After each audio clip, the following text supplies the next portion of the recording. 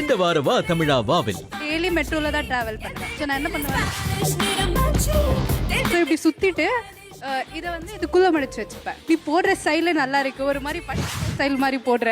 நான் இப்ப கிட்டத்தட்ட 3 வருஷமா இந்த முடியை வளர்த்துக்கிட்டு இருக்கேன். இதுக்கு முன்னாடி போலீஸ் கட்டிங் தான். இந்த 3 வருஷமா நானா எடுத்த முடிவுல எனக்கு சினிமாவில் வாய்ப்பு கிடைச்சிது. கிட்டத்தட்ட 5 படம் பண்ணிருக்கேன். அவருக்கே அவ்வளவு முடி இருக்கும் போது இப்போ லேடிஸ்க்கு முடி வேணும்னு நினைப்போம்லைங்க சார்.